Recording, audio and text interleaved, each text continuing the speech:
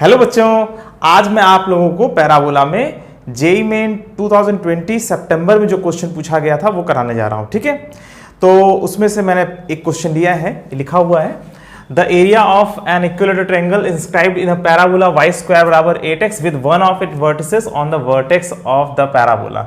इसमें यह कहा जा रहा है कि एक पैराबोला में एक इक्विलेटरल ट्रायंगल बनाना है और उसका एरिया निकालना है। ठीक है, और जैसा कि मैंने इसके पहले भी क्वेश्चंस कराए हैं जो जेईई मेन में आया हुआ है, आपने सभी क्वेश्चन में एक कॉमन चीज ये देखी है कि सभी बेसिक पर ही आते हैं क्वेश्चंस। ठीक है, तो आपको बेसिक्स अगर अच्छे से क्लियर होगा तो आप मैक्सिमम क्वेश्चन बिना किसी दिक्कत के लगा लोगे। ठीक है, तो देखो जैसे इस क्वेश्चन में क्या दिया, the area of an equilateral triangle inscribed in a parabola y square बराबर 8x। y स्क्वायर बराबर 8x का डायग्राम फटाक से बना लेंगे। ठीक है, तो ये रहा y स्क्वायर बराबर 8x। ठीक है, अब इसमें एक क्या इक्विलेटरल ट्रायंगल बनाना है with one of its vertices on the vertex of the parabola.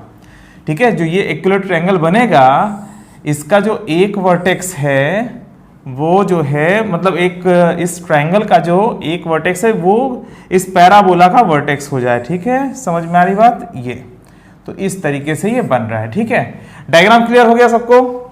The area of an equilateral triangle inscribed in a parabola y square बराबर 8x with one of its vertices on the vertex of the parabola. ठीक है, तो ये 0,0। ठीक है, ये parabola का vertex है और इस ट्रायंगल का भी ये वर्टेक्स हो गया। ठीक है, और तीनों वर्टिसेस में से एक यहां पर है। ठीक, अच्छा अब आपको जो है क्या बताना है, इसका एरिया बताना है। ठीक है, तो इसका एरिया कैसे निकलेगा, तो उसके लिए क्या करना होगा, पहले आप सोचो क्या करना होगा, खुद सोचो, दिमाग लगाओ। इस ट्रायंगल का एरिया निकालना है और इस ट्रायंगल के बारे में जो दिया हुआ है कि ये इक्विलेटरल ट्रायंगल है।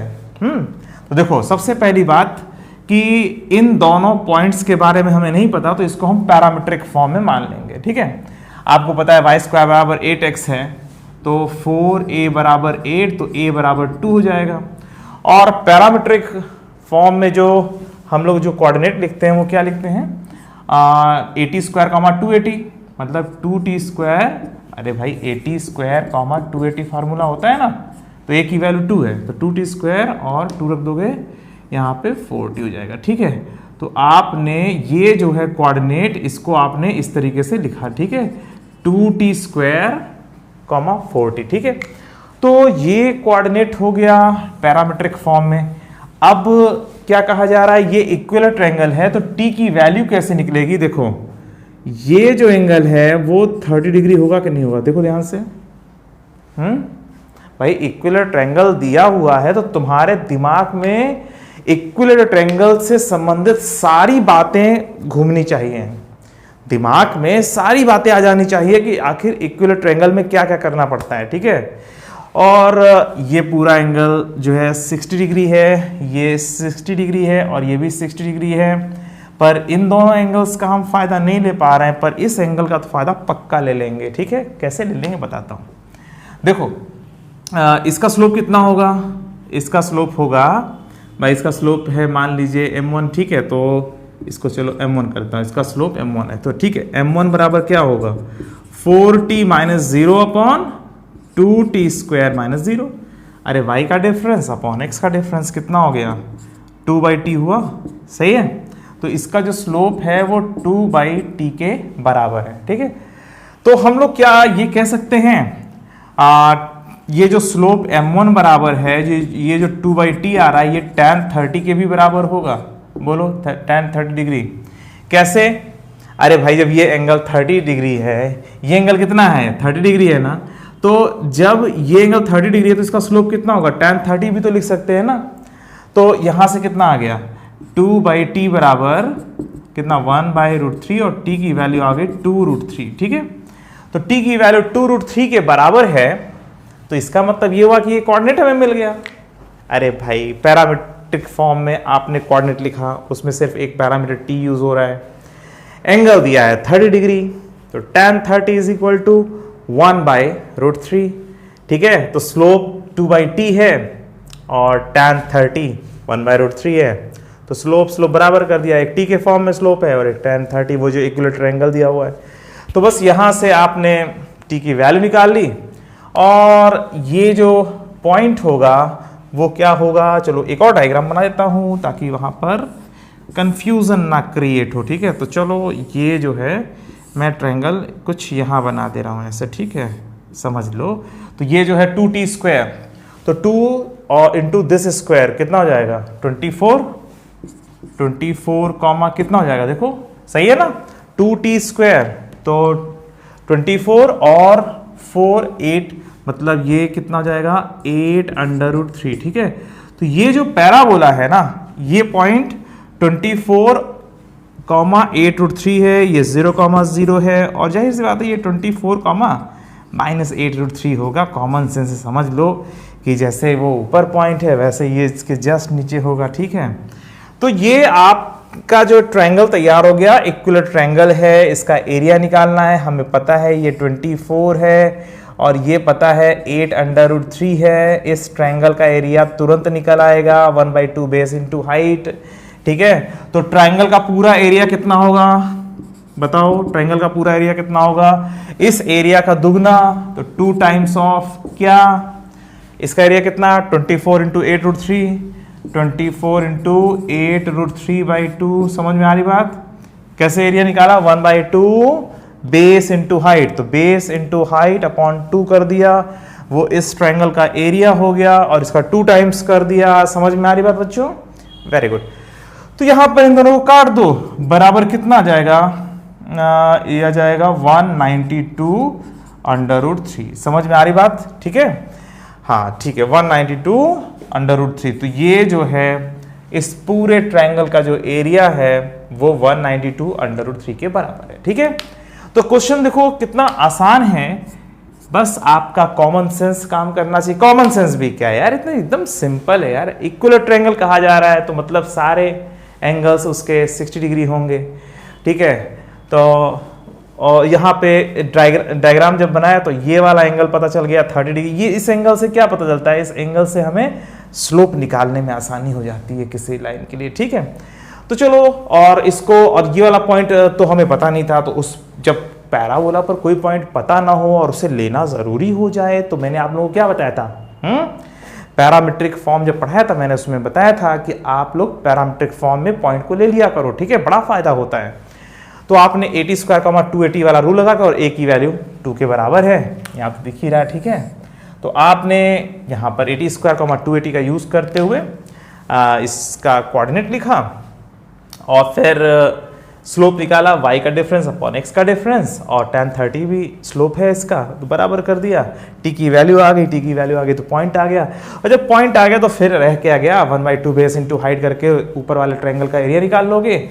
ठीक है, और इंटू 2 कर दोगे, क्योंकि सिमेट्री से पता चल रहा है कि ये दो मतलब ये दोनों एकदम सिमेट्रिकल हैं, तो आधा एरिया निकाल के दुगना कर दिया। बड़े आसानी से इसका आंसर 192√3 के बराबर आ गया। ठीक है बच्चों, तो चलो बच्चों इसको जल्दी से नोट कर लो और फिर एक और क्वेश्चन लेता हूं। ठीक है,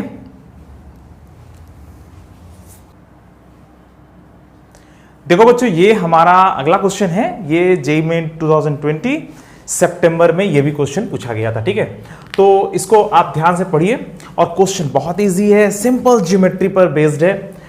क्या लिखा हुआ है, let the latus rectum of the parabola y square बराबर 4x be the common chord. ठीक है, let the latus rectum of the parabola y square बराबर 4x be the common chord to the circle C1 and C2। जो y square बराबर 4x parabola है ना, उसका जो लेटेस्ट रेक्टम है वो दो सर्कल्स का कॉमन कॉर्ड है। ठीक है, common chord to the circle C1 and C2, each of them having radius 2√5। और वो जिन सर्कल्स का कॉमन कॉर्ड है लेटेस्ट रेक्टम, उसका जो रेडियस है, उन दोनों सर्कल्स का जो रेडियस है वो 2√5 है। Then the distance between the centres of the circle C1 and C2। बहुत सिंपल क्वेश्चन, देखो क्या दिया हुआ है, ध्यान से देखो, पहले डायग्राम देखो। क्वेश्चन को देख करके सबसे पहले आप उसकी असलियत जान लिया करो कि ये अच्छे बच्चों को सिलेक्ट करने के लिए आया हुआ क्वेश्चन है और तुम बहुत अच्छे बच्चे हो। तुमने बहुत अच्छे से पढ़ाई कर रखी है, तुम थोड़ा सा ध्यान दोगे तुम्हें ये क्वेश्चन एकदम से समझ में आ जाएगा और तुम कर लोगे। ठीक है, इस कॉन्फिडेंस के साथ क्वेश्चन को हमेशा स्टार्ट किया करो। ठीक, तो चलो देखो इसमें जो है let the latest rectum of the parabola y square बराबर 4x। तो सबसे पहले एक पैराबोला ही बना लेते हैं। तो चलो हमने एक पैराबोला बना लिया, ठीक है, अच्छी बात है। इसका जो लेटेस्ट सेक्टम है ये कॉमन कॉर्ड है। ठीक है, दो सर्कल्स का, एक सर्कल मैं ऐसे बना दे रहा हूँ, ठीक है, इस तरह से कुछ करके, और एक सर्कल में ऐसा बना दे रहा हूँ। ठीक है, कॉमन कॉर्ड है ना, तो इसको नीचे से जाना है, इसको थोड़ा सा सही कर दूँ, ये ऐसे करके, ठीक है, हाँ, तो ये इस तरीके से बन गया। ठीक है, तो ये जो सर्कल है ना, देख रहे हो, तो ये दोनों सर्कल्स का ये जो है ना, ये कॉमन कॉर्ड है, ये क्या है, लेटेस्ट सेक्टम है, और ये पैराबोला क्या है, y square is equal to y square is equal to कितना, 4x। ठीक है, तो y square is equal to 4x जो ये पैराबोला है उस पर ये दोनों, मतलब इसका जो क्या बोलते हैं, लेटेस्ट सेक्टम है, ये इन दोनों सर्कल्स के लिए कॉमन कॉर्ड है। ठीक है, कॉमन कॉर्ड किसे कहते हैं, दो सर्कल के बीच में जो दो सर्कल्स का जो इंटरसेक्शन होता है ना, उन दोनों इंटरसेक्टिंग पॉइंट्स को मिलाने से जो लाइन बनती है ना, वो दोनों ही सर्कल्स के लिए कॉर्ड होती है, इसीलिए इसको कॉमन कॉर्ड कहते हैं। ठीक है, फिलहाल ये डायग्राम समझ में आ गया। इन दोनों सर्कल्स का जो सेंटर है, एक सेंटर कुछ यहां पर है मान लीजिए, ठीक है, और दूसरा सेंटर मान लीजिए यहाँ पर है। ठीक है, तो आपको इन दोनों सेंटर्स के बीच की दूरी निकालनी है। मैंने इसको P कह दिया और इसको Q कह दिया। ठीक है, तो आपको क्या करना है कि जो ये दो सर्कल्स है ना, एक सर्कल ये और ये सर्कल है, इन दोनों का जो कॉमन कॉर्ड है ये इस पैराबोला का जो है लेटेस्ट सेक्टम है, तो इन दोनों के सेंटर्स के बीच की दूरी निकालनी है, ये आपको करना है। और बहुत सिंपल क्वेश्चन है ये, y square equal to 4x है, तो इसका जो लेटेस्ट सेक्टम का लेंथ होगा वो कितना होगा, वो 4 होगा कि नहीं होगा। अरे देखो, y square equal to 4ax में जो लेटेस्ट सेक्टम की लेंथ होती है वो x का कोफिशिएंट होता है, मतलब 4a की जो वैल्यू होती है ना, वही लेटेस्ट सेक्टम की लेंथ होती है। ठीक है, तो यहाँ पे लेटेस्ट सेक्टम की लेंथ कितनी है, 4, तो यहाँ से लेके यहाँ तक 4 है, तो मतलब यहाँ से लेके यहाँ तक कितना होगा, 2 ही तो होगा। ध्यान दो, यहाँ से लेके यहाँ तक 4 है, लेटेस्ट सेक्टम की लेंथ कितनी होती है, लेटेस्ट सेक्टम की लेंथ ये पूरी होती है, तो ये अगर पूरा का पूरा 4 है तो आधा कितना होगा, आधा जाहिर सी बात है 2 होगा। और इसका जो रेडियस है वो कितना है, 2√5 है, इसका जो रेडियस है वो कितना है, 2√5 है। ठीक है, आपसे यहाँ तक की दूरी पूछी गई है ना, तो आप इसमें क्या करोगे, ये डिस्टेंस निकाल करके उसका डबल कर दोगे। समझ में आ रही बात। तो भाई सिंपल सी बात है, सिंपल सा लॉजिक है यार, ये दोनों सर्कल्स हैं, कॉमन कॉर्ड ये है, ठीक है, और दोनों सेम रेडियस के हैं, तो ये डिस्टेंस निकालनी है, तो आधा डिस्टेंस निकाल के उसका दुगना कर दो। ठीक है, और ये क्या है, ये है लेटेस्ट सेक्टम। ठीक है, ये वाली जो लाइन है, ये जो जा रही है ना, ये लेटेस्ट सेक्टम, चूंकि लेटेस्ट सेक्टम यहाँ से लेके यहाँ तक ही कही जाती है, इसलिए मैं यहाँ से यहाँ तक बना रहा हूँ। ठीक है, तो लेटेस्ट सेक्टम की लेंथ 4 है, तो ये आधी 2 हो गई, और ये लेंथ हो गया 2√5। क्यों, क्योंकि ये सर्कल का रेडियस है। आपको ये डिस्टेंस निकालना है, उसका जस्ट डबल कर देना है और आपका आंसर आ जाएगा। ठीक है, तो मैं इसको m कह दे रहा हूँ, यहाँ पर इसको मैं m कह दे रहा हूँ। ठीक है, तो आपको PQ लेंथ निकालनी है, तो PQ लेंथ कितना होगा, PQ लेंथ होगा जो है 2 टाइम्स ऑफ MQ, ऐसे लिख सकते हैं ना, 2 टाइम्स ऑफ MQ बराबर 2 टाइम्स ऑफ MQ की वैल्यू कितनी होगी, MQ की वैल्यू होगी √, अरे पाइथागोरस रूल लगा दो ना, 2√5 का होल स्क्वायर, 2√5 का होल स्क्वायर माइनस ये 2 का स्क्वायर। ठीक है, और ये कितना आ जाएगा, ये आ जाएगा, इसको सॉल्व करो कितना आ जाएगा, 20 माइनस 4 16, और 16 का स्क्वायर रूट कितना हो जाएगा, 4 2 जा 8। ठीक है, तो कुल मिला करके ये जो यहाँ से लेके यहाँ तक की जो लेंथ है 2 टाइम्स ऑफ दिस, और ये हमने सॉल्व किया पाइथागोरस रूल से, इसको निकाल लिया, डबल कर लिया, तो ये 8 के बराबर आ गया। इसका जो आंसर है वो 8 है। ठीक है, तो आपने समझ लिया इस क्वेश्चन में भी क्या था। क्वेश्चन देखने में ऐसा लग रहा था कि जैसे बहुत बड़ा क्वेश्चन है, बहुत जो है टेक्निकल क्वेश्चन आया हुआ है। अरे सिंपल क्या है कि दो सर्कल्स का जो कॉमन कॉर्ड है वो इस पैराबोला का लेटेस्ट सेक्टम है, और लेटेस्ट सेक्टम की लेंथ आपको पता होती है, और जो पैराबोला दिया हुआ है स्टैंडर्ड पैराबोला, उसके लिए जो लेटेस्ट सेक्टम होगा वो जो है वर्टिकल होगा, और यहाँ से यहाँ तक 4 है, तो ये 2 होगा। और ये हमने आधा क्यों निकाला, क्योंकि इसका जब रेडियस पता है, ठीक है, तो ये लेंथ निकालने के लिए पाइथागोरस रूल लगाना है, इसलिए हमने इसके आधे लेंथ को निकाला। लेटेस्ट टर्म जो है 4 है, ठीक है, 4 यहाँ से लेके यहाँ तक 4 है, तो इसका आधा 2 होगा। तो पाइथागोरस रूल से हमने ये निकाल लिया, उसका डबल कर दिया, हमारा आंसर हो गया, ठीक है। तो कितना आसान क्वेश्चन था ये भी। और आईआईटी का और जेईई मेन का रिकॉर्ड है कि इनके क्वेश्चंस बहुत आसान होते हैं, बस आपको ईमानदारी से सारे बेसिक्स को अच्छी तरीके से क्लियर करना है, ठीक है। इसीलिए मैंने हर चैप्टर में क्या किया है कि मैं पढ़ाते समय पूरा कंप्लीट बेसिक पहले ले रहा हूं, ताकि जब मैं आईआईटी के क्वेश्चंस में घुसना शुरू करूं तो फिर ये ना रह जाए कि हाँ कोई बेसिक नहीं हुआ है और बच्चे परेशान हैं, ठीक है। तो मैं सारे बेसिक्स करा के ही मैं यहाँ तक आ रहा हूँ। यहाँ तक ये सब कराने का अधिकार मेरा तभी है जब मैं सारे बेसिक्स करा के यहाँ तक आऊँ, ठीक है। तो चलो बच्चों, इसको जल्दी से नोट कर लो और फिर एक और क्वेश्चन लेते हैं, ठीक है। देखो बच्चों, ये हमारा अब अगला क्वेश्चन है जो जेईई मेन 2020 सितंबर में पूछा गया है। तो इफ द कॉमन टेंजेंट, इसको पहले पढ़ लेते हैं। If the common tangent to the parabolas y² बराबर 4x एंड x² बराबर 4y also touches the circle x² plus y² बराबर c², then c is equal to, मतलब एक कॉमन टेंजेंट है वो एक सर्कल को टच करे, ऐसा कहा गया है, ठीक है। तो जाहिर सी बात है y² इक्वल टू 4x का डायग्राम आपको बनाना आता है, अच्छे से बनाना आता है, ठीक है। ये बना दिया, y² is equal to 4x, ठीक है। तो y² इक्वल टू 4x हमारा हो गया। अच्छा, अब इसके बाद x² इक्वल टू 4y कैसा होगा, x² इक्वल टू 4y कुछ ऐसा होगा, ये इस तरीके से, ठीक है। ये x² बराबर 4y, ठीक है। इन दोनों का जो कॉमन टेंजेंट है, ठीक है, इन दोनों का जो कॉमन टेंजेंट है ये है ना, इस तरीके से ऐसे जाएगा, ठीक है। मैंने इन दोनों पैराबोला के लिए कॉमन टेंजेंट बना दिया, ठीक है। और ये जो कॉमन टेंजेंट है एक सर्कल पर टेंजेंट है, और वो सर्कल ऐसा है, ठीक है, ये रहा सर्कल, ठीक है। इन दोनों का जो कॉमन टेंजेंट है वो एक सर्कल को टच करे, तो इस सर्कल क्या, तो ये सी क्या है, सी रेडियस है, तो आपको क्या निकालना है, इसका जो है रेडियस निकालना है। ये जो अंदर जो सर्कल बना हुआ है इसका जो रेडियस निकालना है, ठीक है। और रेडियस कैसे निकालोगे, यहां से लेके यहां तक का ये डिस्टेंस निकाल लोगे, परपेंडिकुलर डिस्टेंस, ठीक है। तो सबसे पहले कॉमन टेंजेंट निकालते हैं।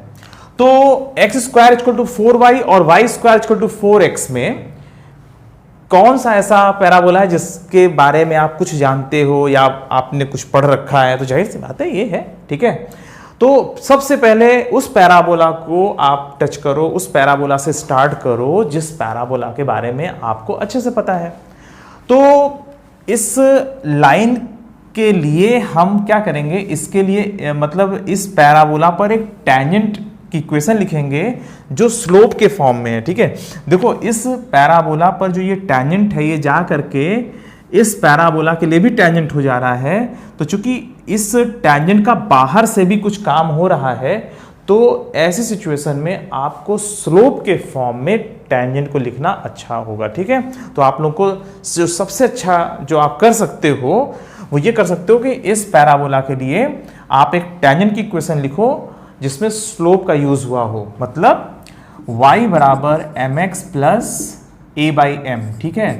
y बराबर mx plus a by m इस पैराबोला के लिए टेंजेंट का इक्वेशन है। और a की वैल्यू कितनी है, 4a बराबर 4, तो a बराबर 1, ठीक है। अरे भाई 4a बराबर 4 है ना, तो a बराबर 1 हुआ कि नहीं हुआ। तो कंडीशन ऑफ टेंजेंसी में आप क्या पढ़ते हो कि कोई लाइन y बराबर mx प्लस c है, वो पैराबोला y² बराबर 4ax पर टेंजेंट है। तो y बराबर mx plus c, y² equal to 4ax पर टेंजेंट है, तो c बराबर a बाई एम होता है।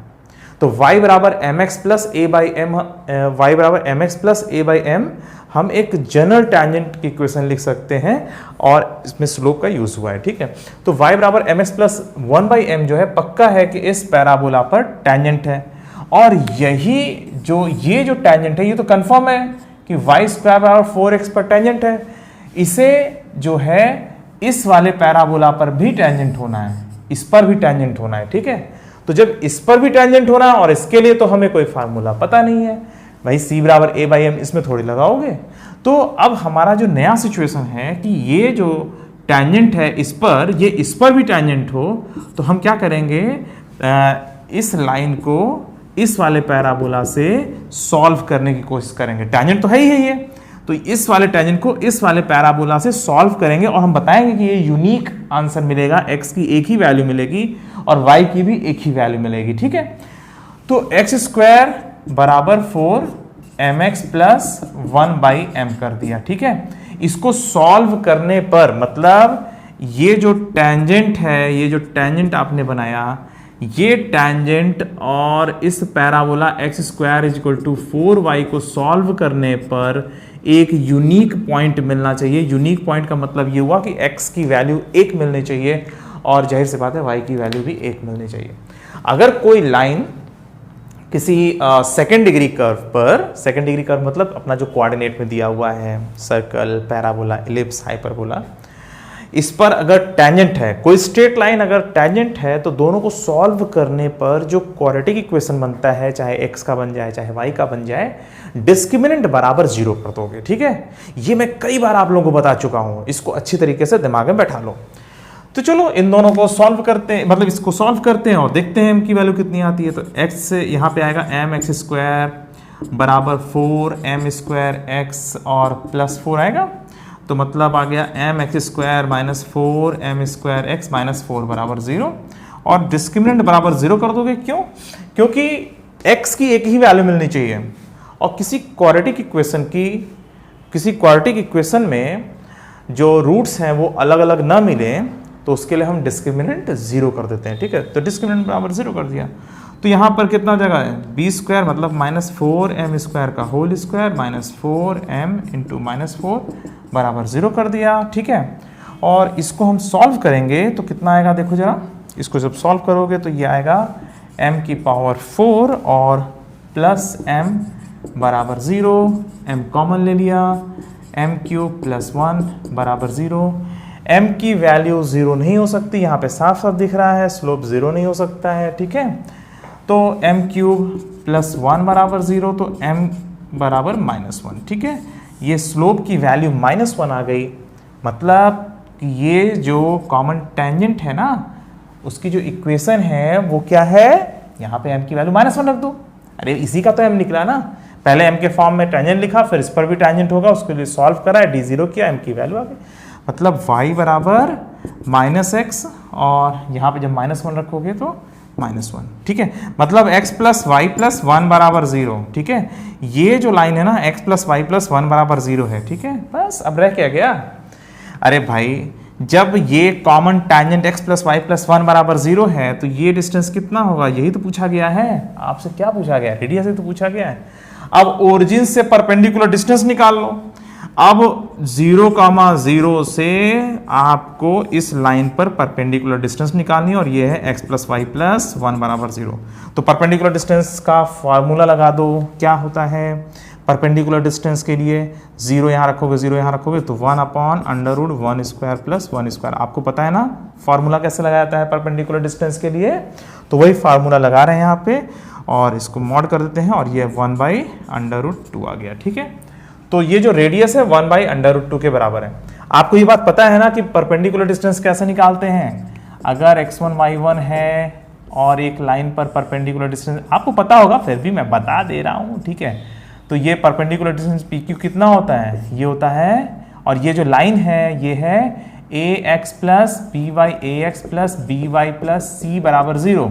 तो परपेंडिकुलर डिस्टेंस होता है ax1 plus by1 plus c upon √a square plus b square. ठीक है, और मॉड कर देते हैं। ठीक है, समझ लो। ठीक है, तो चूंकि x1 y1 0 0 है, इसलिए ये दोनों तो 0 0 हो गया, c upon √a square plus b square.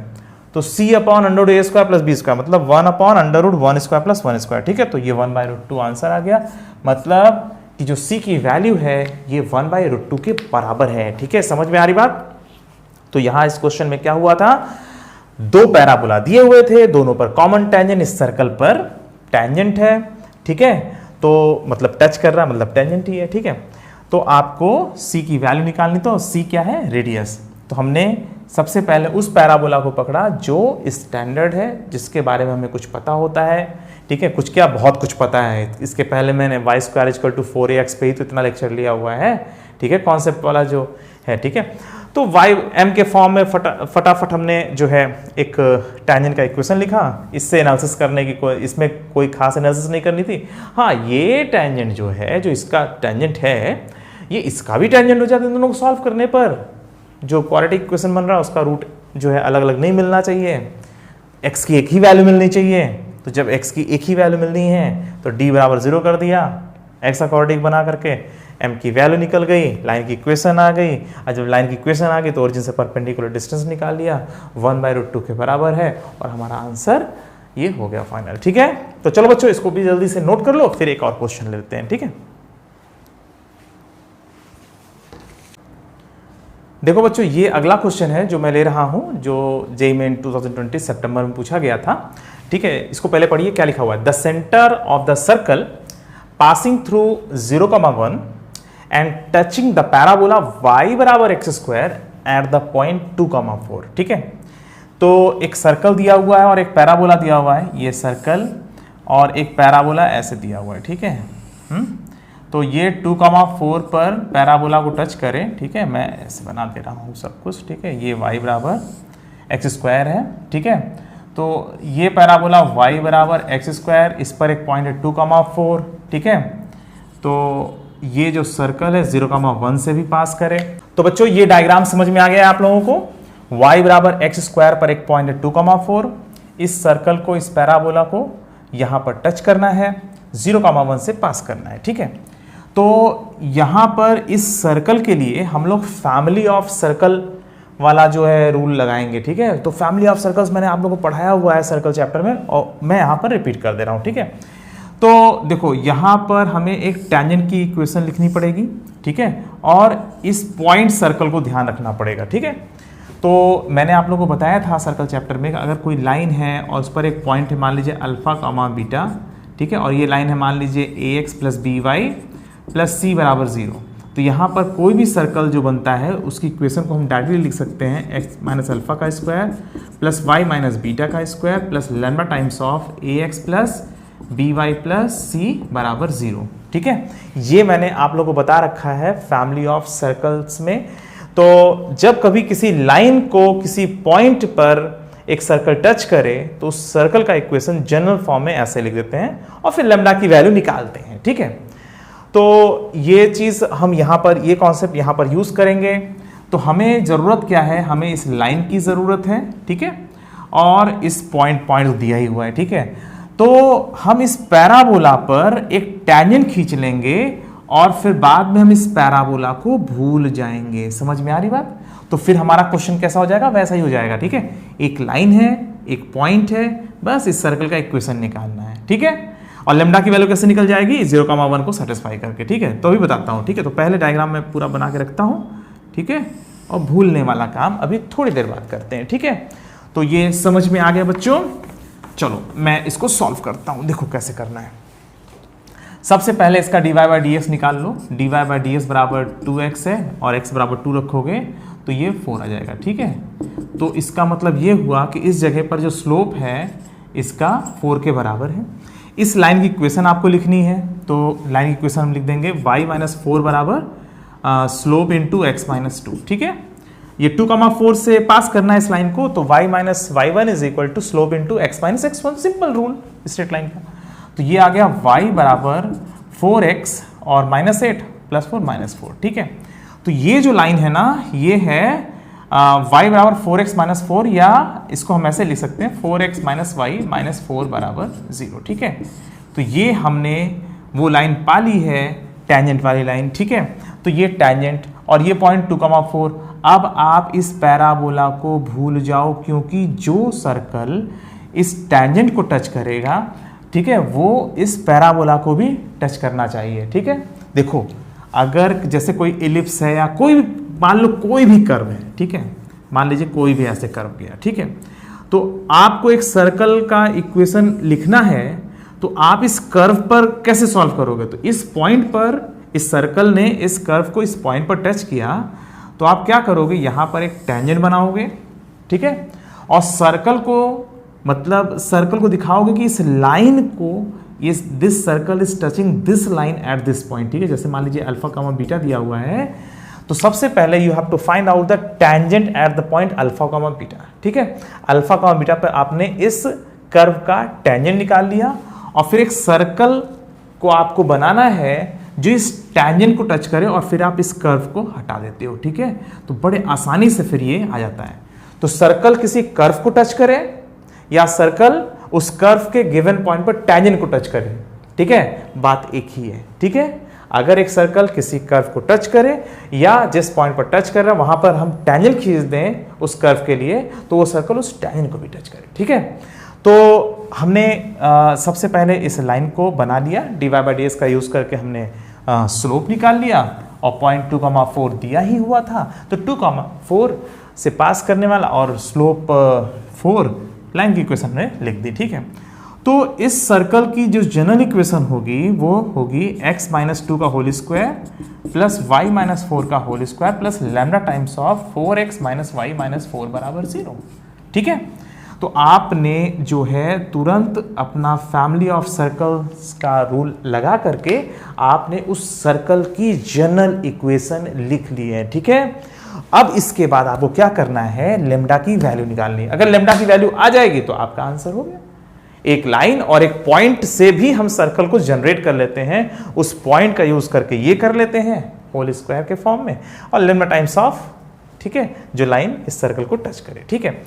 तो अब क्या करना है आपको, लेम्डा की वैल्यू निकालने के लिए 0,1 सेटिस्फाई करा दोगे। जब 0,1 सेटिस्फाई कराओगे तो यहां पर कितना आएगा, 0 माइनस 2 का होल स्क्वायर प्लस 1 माइनस 4 का whole square plus lambda times of 4 into 0 minus 1 minus, भाई ये जो सर्कल है, ये सर्कल का जो इक्वेशन है जनरल तरीके से जो हमने लिखा है पॉइंट का और स्ट्रेट लाइन का यूज करके, तो उसको उसमें हम 0,1 सेटिस्फाई करा देंगे, उससे लेम्डा की वैल्यू आ जाएगी। लेम्डा की वैल्यू कितनी आ जाएगी, लेम्डा की वैल्यू आप सॉल्व करोगे तो ये आ जाएगा 13/5, ठीक है। इसको सॉल्व करने पर लेम्डा की वैल्यू 13/5 है। तो इसका मतलब ये हुआ कि ये जो सर्कल है उसको हम लिख सकते हैं x माइनस 2 का whole square plus y minus 4 का होल स्क्वायर और प्लस 13/5 और 4x माइनस y माइनस 4 बराबर 0। समझ में आ रही बात। तो हमने क्या किया, इसको इसमें पहले लेम्डा की वैल्यू निकाली और फिर लेम्डा की वैल्यू निकाल करके ये वाली वैल्यू जब यहाँ हमने रखा तो हमें ये मिला, ठीक है। अब इसको और सॉल्व करने पर मिलेगा x square plus y square, ठीक है, और प्लस आएगा 32/5x और आएगा माइनस 53/5y और आएगा प्लस 48/5 बराबर 0, ठीक है। जगह कम है इसलिए डायरेक्टली आंसर मैं लिख दे रहा हूं। तो आप क्या करेंगे, जब इसको आप और इजी करेंगे, कैसे इजी करेंगे, x square plus 4 minus 4x plus y square plus 16 minus 8y और इसको मल्टीप्लाई कर देंगे इसमें, ठीक है। और फिर सबको सिस्टमेटिक तरीके से लिखेंगे, सर्कल के जनरल फॉर्म में लिखेंगे, क्योंकि सेंटर निकालने की जरूरत है ना। तो सेंटर कैसे निकलेगा, इसका सेंटर निकालने के लिए आप पहले जनरल फॉर्म में ऐसे लिखोगे और इसका सेंटर कितना होगा, -g -f, ठीक है। आपको पता है ना सेंटर कैसे निकालते हैं, x के कोफिशिएंट का आधा करके माइनस कर दो और y के कोफिशिएंट का आधा करके माइनस कर दो। तो इसका जो सेंटर होगा, उस सर्कल का जो सेंटर है वो है, इसका आधा करके माइनस करो, कितना आएगा, अरे -g -f, ये 2gx होता है ना, तो -g -f, ये 2gx, ये प्लस 2fy, ऐसे लिखते हैं ना हम लोग सर्कल की इक्वेशन को। उसका जो सेंटर होता है वो -g, -f होता है, ठीक है। तो ये आ जाएगा -16 इसका आधा करके, ठीक है, -16/5, ठीक है। और ये कितना जाएगा, -53 प्लस 53, सॉरी 53/10 हो जाएगा, ठीक है। देखो कोई आंसर है इस तरह का मिलता जुलता, तो चलो, तो इसका जो आंसर है -16/5, 53/10 और ये आंसर हमारा फाइनल हो गया। समझ में आ रही बात। तो इस क्वेश्चन में पैराबोला और सर्कल दोनों पर मिलाकर के क्वेश्चन बना था। बेसिकली ये फैमिली ऑफ सर्कल्स में अच्छे से चला गया, ठीक है। और फैमिली ऑफ सर्कल्स में एक बड़ा इंपॉर्टेंट पॉइंट हम लोग जो है बच्चों को बताते हैं और बच्चे मैक्सिमम लोग अच्छे से इसको ध्यान भी रखते हैं एग्ज़ाम के समय तक, एग्ज़ाम तक, हाँ। तो उसमें क्या होता है ना कि पॉइंट सर्कल का हमें यूज़ करना होता है। अगर एक स्ट्रेट लाइन पता है और पॉइंट पता है और एक सर्कल को उस पॉइंट पे टच करना है, तो आप क्या करते हो, पॉइंट सर्कल का यूज करते हो। ये जो लिखा है ना, इस जगह पर ये जो छोटा सर्कल है ना, इसको हम लोग लिखते हैं, ये वाला जो सर्कल है इसको हम लोग लिखते हैं x-2 का होल स्क्वायर और प्लस y-4 का होल स्क्वायर बराबर 0। इसको बोलते हैं हम लोग पॉइंट सर्कल। ठीक है, ये क्या कहलाता है, पॉइंट सर्कल। और ये क्या है, टैंजेंट। तो इस सर्कल का और इस टैंजेंट का यूज करके हमने बड़े आसानी से एक जनरल सर्कल बनाया और एक जनरल सर्कल बना करके लैम्डा की वैल्यू निकाल ली, क्योंकि 0,1 से उस सर्कल को पास करना था। लैम्डा की वैल्यू आ गई, उठा के वापस रख दिया, सिस्टमेटिक तरीके से लिखा, सेंटर तुरंत आ गया। ठीक है, तो चलो बच्चों इसको जल्दी से नोट कर लो और फिर एक और क्वेश्चन लेते हैं। ठीक है, देखो बच्चों, ये हमारा अगला क्वेश्चन है जो मैंने लिया है और ये जेईई मेन 2020 सितंबर में पूछा गया है। तो इसमें क्या लिखा हुआ है, let L1 be a tangent to the parabola y square बराबर 4x+1 and L2 be a tangent to the parabola y square बराबर 8x+2। ठीक है, तो पहले वाले पैराबोला पर एक टेंजेंट है, उसका नाम L1 पड़ा हुआ है, इसमें दे दिया गया है। और दूसरे वाले पैराबोला पर जो टेंजेंट है उसको L2 कह दिया गया। ठीक है, such that L1 and L2 intersect at right angle. L1 और L2 एक दूसरे को 90 डिग्री पर कट करते हैं। ठीक है, तो क्या लिखा हुआ है लास्ट में, then L1 and L2 meet on the straight line. तो L1 L2 का जो इंटरसेक्टिंग पॉइंट है वो किस स्ट्रेट लाइन पर होगा, ये आपको बताना है। इसको डायग्राम से समझते हैं, देखें क्या हो रहा है। ठीक है, देखो इसमें दिया हुआ है एक पैराबोला है y स्क्वायर बराबर 4x+1। इसमें x के वैल्यू -1 रखने पर y 0 आएगा, मतलब ये जो पैराबोला है ये -1, 0 से पास कर रहा है। तो एक पैराबोला कुछ ऐसा है। ठीक है, और ये इसका नाम है y, मतलब ये जो पैराबोला y स्क्वायर बराबर 4x+1। ठीक है, अच्छा, और दूसरा वाला जो पैराबोला है y स्क्वायर बराबर 8x+2, ये x बराबर -2 यहाँ पे रखने पर y 0 आ जाएगा, मतलब ये -2, 0 से पास कर रहा है। और इसका लेटर सेक्टम जो है वो 4 है और इसका लेटर सेक्टम 8 है। ठीक है, तो फिलहाल ये जो है दूसरे वाले का लेटर सेक्टम ज़्यादा है। ठीक है, तो दूसरा वाला पैराबोला कुछ इस तरह से है। ठीक है, और ये है y स्क्वायर बराबर 8x+2। ठीक है, समझ में आ गई बात इतनी। अच्छा, अब पहले वाले पर जो टेंजेंट है, तो पहले वाले पर मैं एक टेंजेंट ऐसे बना दे रहा हूँ। ठीक है, ये रहा टेंजेंट। ठीक है, तो पहले वाले पर एक टेंजेंट है, इसका नाम पड़ा हुआ है L1। ठीक है, ये जो टेंजेंट है ना, ये पहले वाले पैराबोला पर टेंजेंट है। ठीक है, इसको L1 कह दिया गया। और दूसरे वाले पर एक टेंजेंट खींचा जा रहा है जिसको हम L2 कह रहे हैं, और ये दोनों L1 और L2 एक दूसरे को 90 डिग्री एंगल पे कट कर रहे हैं। तो आपको बताना है कि ये जो पॉइंट है वो किस स्ट्रेट लाइन पर आएगा। क्वेश्चन समझ में आ गया। ठीक है, इन दोनों के इंटरसेक्शन की बात हो रही है। ठीक है, तो let L1 be a tangent to the parabola y square बराबर 4x+1 and L2 be a tangent to the parabola y square बराबर 8x+2। L1 and L2 intersect at right angle. ठीक है, then L1 and L2 meet on the straight line. तो ये जो point है ये कहां पर आएगा ये आपको बताना है। इनफैक्ट आपको इसका लोकस निकालना है, आखिर ये कहां पर जाएगा। भाई L1 जो है वो अगर ऐसे हो जाए तो L2 थोड़ा सा ऐसे हो जाएगा। ठीक है, अगर ये इस तरह से हो जाए तो ये इस तरह से हो जाएगा। ठीक है, समझ में आ रही बात। हाँ, तो कुल मिलाकर के ये पॉइंट फिक्स नहीं है। L1 अपना जो है शेप मतलब कि L1 अगर अपना स्लोप बदलेगा तो L2 भी अपना स्लोप बदलेगा, और जाहिर सी बात है ये पॉइंट भी एक अलग जगह पहुंच जाएगा। तो कहीं भी पहुंचेगा तो वो एक स्ट्रेट लाइन पर होता है। तो वास्तव में आपको इसी पॉइंट का लोकस निकालना है। ठीक है, इस पॉइंट का लोकस निकालना है और उसको मैं h, k कह दे रहा हूं। करेक्ट, तो चलो देखते हैं कैसे लोकस निकालते हैं हम इस पॉइंट का। ठीक है, इस क्वेश्चन को ऐसे भी पूछा जा सकता था कि find the locus of point of intersection of the tangents L1 and L2। L1 and L2 tangents के इंटरसेक्टिंग पॉइंट का लोकस निकालो। ठीक है, तो अब कैसे इसको सॉल्व किया जाए ये देखो। तो सबसे पहला काम इसमें ये करेंगे कि जो है y स्क्वायर 4x+1 है, इस पर जो टेंजेंट की इक्वेशन है उसको हम पहले लिखेंगे। ठीक है, अब यहाँ पर टेंजेंट क्या है, उसका स्लोप क्या है, हमें तो कुछ पता नहीं है। तो हम एक काम करेंगे, इसको हम पैरामीट्रिक फॉर्म में लिख लें तो ज़्यादा अच्छा रहेगा। ठीक है, तो इसको अगर हम पैरामीट्रिक फॉर्म में लिखेंगे तो आएगा, और जानते हो ना पैरामीट्रिक फॉर्म में टेंजेंट का इक्वेशन y t बराबर x plus A T square होता है। ये टेंजेंट का इक्वेशन है ना पैरामीट्रिक फॉर्म में, इक्वेशन ऑफ टेंजेंट मैंने जब आपको पढ़ाया था पैराबोला में, तो वहां पर मैंने बता रखा है। अब एक चीज और ध्यान रखना, यहाँ पे जहाँ पे x है वहां पे x+1 यूज हुआ है, तो यहाँ पे x+1 कर देना, बस इतना ही अंतर है, ठीक है। अरे भाई जो कैपिटल X करोगे तो यहाँ पे कैपिटल X आएगा, तो कैपिटल X जगह x+1 ही तो लिखोगे, ठीक है। तो yt बराबर x+at² एक जनरल टेंजेंट का इक्वेशन है, और वो भी पैरामीट्रिक फॉर्म में, ठीक है। चलिए देखते हैं क्या होता है। और लोकस निकालना है, तो लोकस निकालने के लिए पैरामीट्रिक फॉर्म सबसे बेस्ट होता है, ठीक है। मैंने आपको बता रखा है बीच बीच में जब मैं पढ़ा रहा था इसका बेसिक्स टेंजेंट का, तो उसमें मैंने आपको बताया था कि पैरामीटर का यूज़ कब होता है। पैरामीटर का यूज़ तब ज़्यादा इंपॉर्टेंट, मतलब पैरामीटर को हम लोग कोशिश करते हैं कि पैरामीटर का हम यूज़ कर लें जब लोकस की प्रॉब्लम दी हुई हो क्वेश्चन में, ठीक है। जब लोकस होगा तो कोशिश करते हैं कि हम पैरामीट्रिक फॉर्म में ही उसको ले जाएं, ठीक है। तो चलो देखते हैं क्या होता है। तो L1 की इक्वेशन क्या लिखेंगे? L1 की इक्वेशन होगी इससे yt1, मान लीजिए ये at1, यहाँ पे जो पैरामीटर है वो t1 है, ठीक है। तो yt1 बराबर x+1 और प्लस a की वैल्यू यहाँ पे 1 है, ठीक है, at1², ठीक है। तो ये जो L1 की इक्वेशन है ना, L1 की इक्वेशन हमने ये लिख दी। कैसे लिखा? अरे यहाँ पे यार x+1 है ना, तो x+1 yt बराबर x+at² होता, तो a की वैल्यू यहाँ पे 1 है, इसलिए हमने ऐसे लिख दिया, ठीक है। समझ में आ गई बात?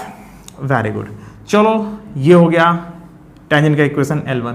अच्छा, इसी तरीके से इस पर y² बराबर 8x+2 पर जो एक टेंजेंट खींच रहे हैं हम लोग, खींचने जा रहे हैं, इस टेंजेंट का इक्वेशन होगा। अब यहाँ पर तो पैरामीटर अलग होगा ना, यहाँ पर पैरामीटर अलग है, यहाँ पर पैरामीटर अलग है, यहाँ पर पैरामीटर हमने मान लिया t1 है, यहाँ पे पैरामीटर है मान लीजिए t2 है दूसरे वाले का। तो yt2 बराबर अब 8x+2 है, तो यहाँ पे x जगह x+2 लिखा है, तो यहाँ पर क्या लिख देंगे? yt बराबर x+2 और प्लस, और 4a बराबर 8 है, तो a बराबर 2, ठीक है। तो यहाँ पे 2t2²। समझ में आ गई बात? ये दोनों जो इक्वेशंस दिख रही है ना आपको, पहली वाली L1 है और दूसरी वाली L2 है, ठीक है। पहली वाली जो इक्वेशन उसका नाम L1 है और दूसरी वाली जो इक्वेशन है उसका नाम L2 है, ठीक है। तो L1 पहले वाले पर टेंजेंट है, L2 दूसरे वाले पर टेंजेंट है, ठीक है। अब आपको जो है ये कहा जा रहा है कि ये दोनों कहाँ पर काटें? H, K पर, ठीक है। तो H, K पर कटें तो H और K इन दोनों को सेटिस्फाई भी करने चाहिए। अगर ये टेंजेंट ये है, दूसरा वाला टेंजेंट ये है, तो H, K इन दोनों को सेटिस्फाई करेंगे, ठीक है। तो हम इसमें H, K को सेटिस्फाई करा देंगे, तो KT1 बराबर यहाँ पर क्या लिख देंगे? H+1 प्लस t1², और दूसरे वाले में भी HK रख देंगे, तो KT2 बराबर H+2 और प्लस 2t2²। समझ में आ रही बात बच्चों आपको? हाँ, आप लोग समझ में आ रहा है? तो देखो, पहली वाली जो स्ट्रेट लाइन है उसको भी H, K से पास करना है, दूसरी वाली स्ट्रेट लाइन है उसे भी H, K से पास करना है।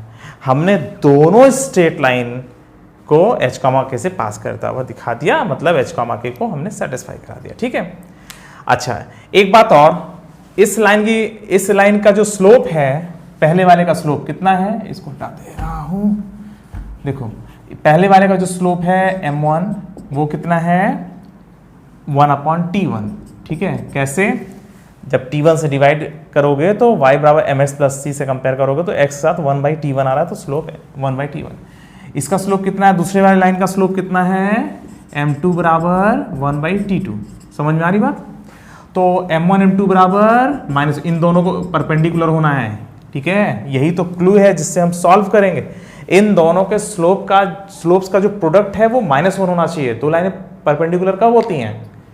जब दोनों लाइंस के स्लोप्स का जो प्रोडक्ट होता है वो -1 हो जाता है, ठीक है। तो m1 m2 बराबर -1, ठीक है, मतलब 1/t1 इंटू 1/t2 बराबर -1। देखो यहाँ से ले लिया, ठीक है। तो यहाँ से आ गया t1 t2 बराबर -1, ठीक है, इसको ध्यान रखिएगा। अच्छा, t1 t2 बराबर -1 है। अब देखो इसमें, अब आप लोग क्या करोगे? पहले वाले में आप अगर जो है t2 से मल्टीप्लाई कर दो और दूसरे वाले में t1 से मल्टीप्लाई कर दो, तो लेफ्ट वाला एटलीस्ट हम गायब कर सकते हैं ना। तो देखो यहां पर कुछ ऐसा करना है कि t1 t2 गायब हो जाए। T1 T2 को गायब करना है, दो पैरामीटर्स हैं भाई, T1 अलग पैरामीटर है, T2 अलग पैरामीटर है, दो पैरामीटर्स गायब करने हैं और आपके पास तीन इक्वेशंस हैं, मतलब तीन इंफॉर्मेशंस हैं, एक ये है और एक ये है और एक ये है। T1 T2 पर तीन रिलेशन हैं और आपको T1 T2 को गायब करना है, तो थ्योरेटिकली पॉसिबल है ये, ठीक है। तो देखो इसमें कुछ शॉर्टकट लगा देते हैं। अगर हम इसमें भाई इसमें इधर से तो कुछ अभी गायब नहीं कर पा रहे, इधर से अगर इसमें T2 से मल्टीप्लाई करते हैं, इसमें T1 से मल्टीप्लाई, कुल मिला के मैं T1 T2 दोनों गायब कर रहे हैं, ठीक है। आप ऐसा भी कर सकते हो, T2 बराबर -1/T1 रख दो सब जगह, ठीक है, इस तरह से भी सॉल्व होगा। तो मैं क्या कर रहा हूँ, पहले वाले में T2 से मल्टीप्लाई करते रहा हूँ, तो K T1 T2 हो जाएगा बराबर H+1 और T2 और प्लस T1² T2, ठीक है। और यहाँ पे T1 T2 -1 कर देंगे तो ये थोड़ा सा और सिंपल हो जाएगा। और दूसरे वाले में हम मल्टीप्लाई कर रहे हैं T1 से, तो T1 T2 बराबर H+2 T1, थोड़ा सा ख़त्म हो जाए माइनस करने से, तो थोड़ा सा देखते हैं क्या होता है। और प्लस यहाँ पे हम T1 से मल्टीप्लाई कर रहे हैं, तो 2T1 T2 का होल स्क्वायर, ठीक है। इतना समझ में आ गया, ठीक है। अब क्या करेंगे, इसमें से इसको माइनस कर देंगे, ठीक है। जब माइनस करेंगे तो कितना मिल रहा है हमें, इधर तो 0 मिल जा रहा है और उस साइड में क्या मिलेगा, H+1 और T2 और प्लस यहाँ पे माइनस हो जाएगा, ठीक है। कैसे, T1 T2 बराबर कितना है -1, तो T1 इंटू T1 T2 बराबर -1 है, ठीक है। तो माइनस, देखो मैं इस तरह से हटा रहा हूँ, आप कैसे भी हटा सकते हो, इसमें से T1 T2 गायब करने का बहुत तरीका है, ठीक है। तो हम क्या कर रहे हैं, पहले लेफ्ट वाले साइड को हटा लेते हैं, जो बचा रहेगा उसमें हम कुछ यूज करके देखेंगे, ठीक है। अगर मान लो ये वाला टर्म हट जाता है, इससे कोई फायदा भी नहीं हो रहा। अगर ये हट जाए, यहाँ पे मान लीजिए हम T2² से मल्टीप्लाई कर देते हैं 2T2² से, और इसमें हम T1² से मल्टीप्लाई करके तब माइनस करते तो भी हमारा आंसर आता, ठीक है। तो चाहे जैसे कर लो, कोई दिक्कत नहीं है। तो फिलहाल H+1 T2 और यहाँ पे -T1 और माइनस ऑफ इधर कितना आएगा, H+2 T1, ठीक है। और इधर देखो कुछ क्या हो रहा है, 2T1 T2 बराबर -1, तो -2 कितना जाएगा T2, ठीक है, -2 T2, क्लियर, ठीक है। तो मैं इसको सीधा सीधा माइनस कर रहा हूँ और ऐसे लिख रहा हूँ, ठीक है, और मैं इसको हटा दे रहा हूँ, ठीक है। अब समझ में आ रही बात। देखो मैंने क्या किया, इसमें T2 से मल्टीप्लाई किया, ठीक है, पूरे में T2 से मल्टीप्लाई किया, इसमें T1 से मल्टीप्लाई किया, ठीक है। और फिर मैंने क्या किया, इसमें से इसको माइनस कर दिया ताकि ये हट जाए। देखिए थोड़ा सा आसान करने की कोशिश कर रहे हैं, तो ये जब हमने किया तो ये आ गया। और जब आप इसको सॉल्व करोगे और आगे, तो ये कितना आएगा, ये सॉल्व होकर के आ जाएगा H+1 T2 प्लस T2 और -T1 -HT1 और -2T1, ठीक है, और प्लस 2T2, ठीक है। ये सही है, बराबर 0, क्लियर। इसी को मैं ऐसा लिख रहा हूं, ठीक है। देखो कहीं कैलकुलेशन मिस्टेक तो नहीं हो गई है। चलो देखते हैं अब इसके आगे। ये आ रहा है 0 बराबर, या चलो 0 राइट में लिख देंगे, ठीक है। H, इन दोनों को एक साथ लेते हैं, H इंटू T2 -T1 और माइनस कितना आ रहा है यहाँ पे T2, ठीक है। तो यहाँ पे आ रहा प्लस 3T2 और T1 -T1 बराबर 0, ठीक है। तो T1 और T2 तो बराबर है नहीं, T1 तो इस पर है, T2 इस पर है, ठीक है। तो यहाँ पर आ गया H+3 और T2 -T1 बराबर 0, और इसके बाद हम लिख सकते हैं H+3 बराबर 0, ठीक है। तो H+3 बराबर 0, इस H और K ये जो पॉइंट है इसका जो लोकस आ रहा है, और इसको हम लोग लिख सकते हैं x+3 बराबर 0। यही हमारा रिक्वायर्ड लोकस हुआ, ठीक है। देखो हमें H और K लोकस निकालने के लिए हमें H और K में रिलेशन निकालना होता है। अगर अकेला H में रिलेशन आ जाए, सिर्फ मतलब H में कुछ आ जाए, K ना आ रहा हो तो भी लोकस मान लिया जाएगा। सिर्फ K आ रहा हो, H नहीं आ रहा हो तो भी वो लोकस मान लिया जाएगा। और H और K में रिलेशन आ गया, H भी है K भी है, तो ठीक है, वो भी जो है लोकस ही। तो आप जब सॉल्व करने के प्रोसेस में होते हो तो लास्ट में या तो H मिल जाए या तो K मिल जाए या तो दोनों मिल जाए एक इक्वेशन में, तो वही हमारे लिए लोकस हो जाता है। ठीक है, तो इसका जो आंसर है वो x प्लस 3 बराबर 0 है। ये वास्तव में ये जो लोकस है वो एक वर्टिकल स्ट्रेट लाइन है और ये है x प्लस 3 बराबर 0। ठीक है, और इसका आंसर हमारा क्या हो जाएगा, x प्लस 3 बराबर 0। ये हमारा पहला वाला आंसर फाइनल हो गया। समझ में आ रही बात बच्चों? तो बच्चों आप लोगों को समझ में आ गया होगा कि किस तरह से हम बेसिक्स का यूज़ करते हैं और क्वेश्चंस को बड़े आसानी से सॉल्व कर लेते हैं। ठीक है, तो जैसे इस चैप्टर में हो रहा है, जैसे मैंने कई चैप्टर्स में ऐसा कराया है। ठीक है, तो आप लोग हमेशा क्या किया करो, बेसिक्स पर ध्यान दिया करो। मैंने बेसिक्स सारे बता दिए हैं पैराबोला के। ठीक है, ऐसे और भी चैप्टर्स जो मैंने पढ़ाए हैं उनके बेसिक्स अच्छे से बताए हैं। आप उनको अच्छे से रिवाइज करते रहा करिए और जब भी क्वेश्चन आए तो फुल कॉन्फिडेंस के साथ उसको सॉल्व किया करिए और जानते रहा करिए कि वो बेसिक्स से ही सॉल्व होने वाला है। ठीक है, तो चलो बच्चों फिर मिलते हैं। आज के लिए सिर्फ इतना ही। Bye bye.